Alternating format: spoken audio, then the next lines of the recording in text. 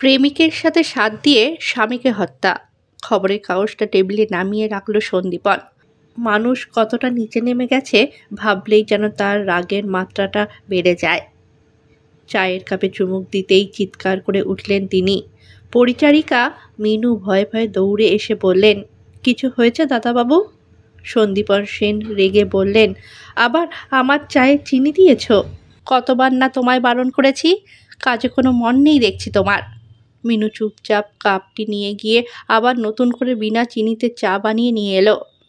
এই হয়েছে মিনুর এক ভুলো মন। দাদাবাবু কতবার বারণ করে চায়ে চিনি না দিতে, তাও ভুলে যায় সে। আজ মেয়ের স্কুলের মাইনে দেওয়ার দিন, কথাটা যে কিভাবে দাদাবাবুকে বলবে সে। কোর্টে যাওয়ার জন্য রেডি সন্দীপন সেন। তার আগেই মিনুকে ডেকে বললেন, টেবিলে টাকাটা রাখা আছে, মেয়ের স্কুলে বেতনটা দিয়ে বাকিটা নিজের কাছে রেখে দেবে। মিনু চুপ করে দাঁড়িয়ে রইল। মানুষটাকে বাইরে থেকে দেখলে যতটা কঠিন মনে হোক না কেন, আসলে তিনি তা নন। সন্দীপন সেন পেশায় উকিল, এই শহরের নামকরা একজন উকিল। আজ পর্যন্ত কোনো কেস তিনি হারেননি, কিন্তু সমাজে তার একটা বদনাম আছে। তিনি নাকি নারী বিরোধী, মেয়েদের তিনি নাকি একদম সহ্য করতে পারেন না। স্যার আসবো? হ্যাঁ আসুন, আজকাল বড্ড বেশি লেট করে ফেলছেন আদিত্য। সরি স্যার, আসলে একটা কেস নিয়ে বড্ড জটিলতায় আছি। আপনি আর কেস নিয়ে জটিলতা? নিশ্চয়ই বড় কোনো ঘটনা। হ্যাঁ, আপনিও জানেন সেই কেসের ব্যাপারে। একটু হেল্প করুন না স্যার। মেয়েটা অনেক আশা নিয়ে রোজ আমাদের কাছে আসে। ওই সেই অফিসে টাকা ঘাপলার কেস? হ্যাঁ স্যার, আপনি প্লিজ কেসটা একটু স্টাডি করে দেখুন। মিথ্যেভাবে ফাঁসানো হচ্ছে। মেয়েটা রোজ আশা নিয়ে আসে স্যার। আপনি মনে হয় মেয়েটিকে ভালো করে চেনেন। মিথ্যে বলবো না আপনার কাছে, আমি আগে থেকেই চিনি মেয়েটিকে। আমার বন্ধুর বোন ভালোবেসে বাড়ি ছেড়ে ছেলেটিকে বিয়ে করেছে। তারপর থেকে বাড়ির লোক আর মেয়েটির সাথে যোগাযোগ রাখেনি। বিয়ের পর মেয়েটি দেখা করতে চাইলেও বাড়ির লোক সব সম্পর্ক ছিন্ন করেছে তার সাথে। এখন ছেলেটিকে অফিসের সকলে এই কেসে ফাঁসিয়েছে। সে এখন জেলে। মেয়েটা বড় অসহায় এখন, কেউ কেসটা নিতে চাইছে না। ঠিক আছে, উনি আসলে আমার কাছে নিয়ে আসবেন, আমি পুরোটা শুনে ডিসিশন নেব। উনি বাইরেই অপেক্ষা করছেন, আমি ডাকবো? সন্দীপন কিছুক্ষণ ভুরু কুঁচকে তাকিয়ে থাকলো আদিত্যর দিকে, তারপর স্বভাববশত ভারী গলায় বললেন, ডাকুন। মেয়েটি কয়েক সেকেন্ডের মধ্যেই সন্দীপন বাবুর চেম্বারে এসে বলল, আসবো স্যার? সন্দীপন ভারী গলায় বললেন, আসুন। তখনও কোনো একটা কেস নিয়ে কিছু লেখালেখি করছিলেন। আর কোনো কথা না শুনতে পেয়ে তিনি একটু গম্ভীর গলায় বললেন, আমার অনেক কাজ আছে, যা বলবার তাড়াতাড়ি বলুন। কথাটি বলে তিনি চোখ তুলে তাকালেন মেয়েটির দিকে। নিমিষেই তিনি অবাক হয়ে গেলেন। মেয়েটির বয়স 25-এর কাছাকাছি। পরনে সুতির একটি চুড়িদার, চোখে মুখে ক্লান্তির ছাপ, তাও মুখে সুন্দর হাসি। মেয়েটির সন্তান সম্ভবা, দেখেই বুঝতে পারা যাচ্ছে। সন্দীপনবাবু তাকে বসতে বলে জল নিয়ে এলেন। মেয়েটিকে জলের বোতল দিতেই ঢকঢক করে জল খেয়ে ফেলল। সন্দীপনবাবু এবার বললেন, এই অবস্থায় বাড়ি থেকে কেউ একা বেরোয়? বাড়ির কাউকে সাথে নিয়ে আসতে পারতেন। মেয়েটি ওড়না দিয়ে কপালে ঘাম মুছে বলল, বাড়িতে কেউ নেই স্যার, তাছাড়া সব কাজ একা করার অভ্যেস আমার আছে। আমার নাম অঙ্কিতা। আমার হাজবেন্ড সুভাষ পুরোপুরি নির্দোষ, আমার কাছে তার প্রমাণ আছে। আপনি যদি কেসটা নেন তাহলে ভালো হয়। টাকা পয়সার কথা ভাববেন না, আপনার যা লাগবে আমি দেব। সন্দীপনবাবু আর কথা বাড়ালেন না। তিনি পুরো ঘটনাটা আর ফোন কলের সব রেকর্ডিং শুনে বুঝে নিলেন। সত্যিই সুভাষকে ফাঁসানো হয়েছে। তিনি সবটা শুনে আর বুঝে বললেন, এই কেসটা আমি নিলাম।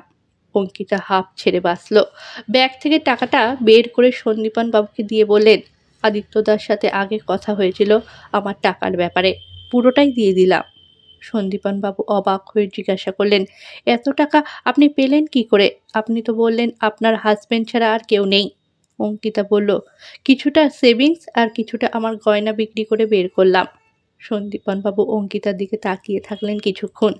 একজন 8 মাসের প্রেগনেন্ট মেয়ের এখন সেবা যত্ন পাওয়া উচিত, অথচ মেয়েটা তার হাজবেন্ডকে জেল থেকে বের করার জন্য এই গরমে কষ্ট করে যাচ্ছে। এক অদ্ভুত জেদ লুকিয়ে আছে মেয়েটার চোখে, সাথে হাজবেন্ডের জন্য ভালোবাসা আর বিশ্বাস। সন্দীপনবাবু কিছুক্ষণ চুপ থাকার পর বললেন, এই পরিস্থিতিতে দাঁড়িয়ে কখনো মনে হয়নি আপনার জীবনটা আরও সুন্দর হতে পারত যদি আপনি বাড়ির লোকের কথা শুনতেন? অঙ্কিতা পেটের মধ্যে হাত দিয়ে বলল, হয়তো হতো, কিন্তু যাকে ভালোবেসেছি তার হাত কি করে ছেড়ে দিতাম বলুন তো? আমার এই পরিস্থিতিতে আমার এখন কিছুই মনে হয় না। আমি জানি আমার সন্তানের জন্মের আগেই ওর বাবা জেল থেকে ফিরে আসবে। অঙ্কিতা চলে গেল। সন্দীপনবাবু মনে মনে বললেন, কথা দিলাম আপনাকে, আপনার সন্তান এই পৃথিবীতে আসার আগেই সুভাষবাবু ছাড়া পাবেন। চায়ের কাপ হাতে নিয়েই সন্দীপনবাবু বললেন, চায়ে মিষ্টি নেই তো? মিনু ধীরে ধীরে বলল, একটু খেয়ে দেখুন না দাদাবাবু, আমার ঠিক মনে পড়ছে না। সন্দীপনবাবু চায়ে চুমুক দিয়েই বুঝলেন মিনু আবারও চায়ে চিনি দিয়েছে, তবে এবার আর কিছু বললেন না। মিনু অধীর আগ্রহে দাঁড়িয়ে আছে শোনার জন্য, কিন্তু দাদাবাবু কিছু না বলেই চা পান করছেন যখন, নিশ্চয়ই সে চিনি দেয়নি, না হলে এতক্ষণে দাদাবাবু বকাবকি জুড়ে দিতেন।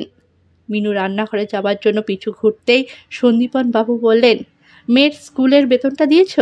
মিনু ঘাড় নেড়ে বলল, হ্যাঁ দাদাবাবু, রেজাল্ট বেরোলে মেয়ে এসে আপনাকে দেখিয়ে যাবে।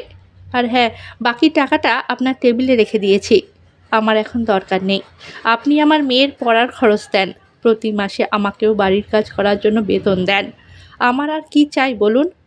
আমাদের মা মেয়ের সুন্দরভাবে দিন কেটে যায় এতে।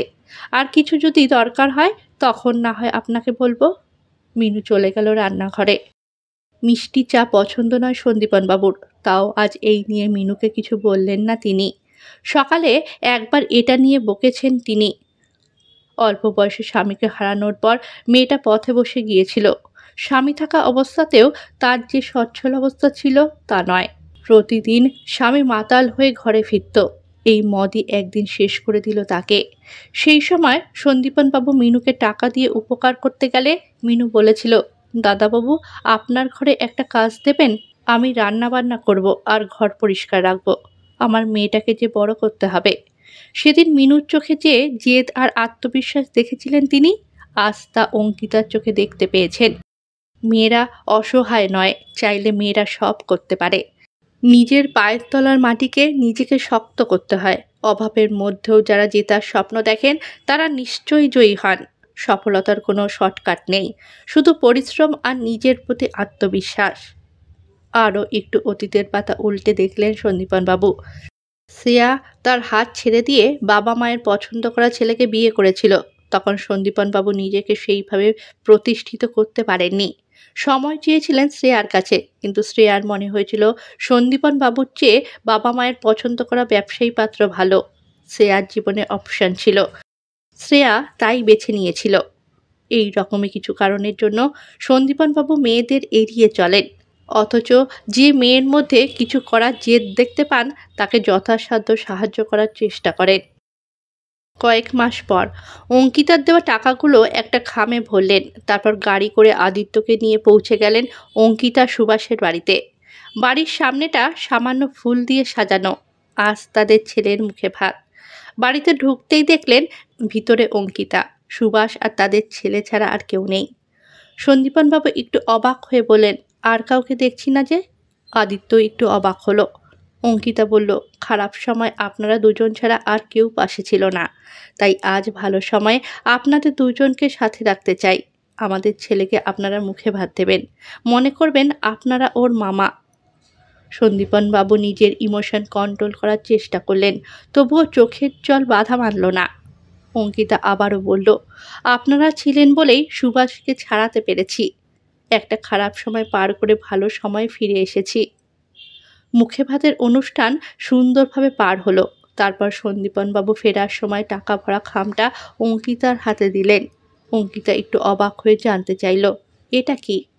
সন্দীপনবাবু হেসে বললেন, মনে করবেন এটা আপনার ছেলেকে তার মামা দিল। সন্দীপনবাবু আর আদিত্য চলে গেল। সন্ধেবেলা সন্দীপনবাবু আবার চায়ের কাপে চুমুক দিয়ে বলে উঠলেন, উফ মিনু, তুমি আবার চায়ে চিনি দিয়েছ? তবে এবার গম্ভীর গলায় নয়, বরং নরম সুরেই বললেন কথাটা।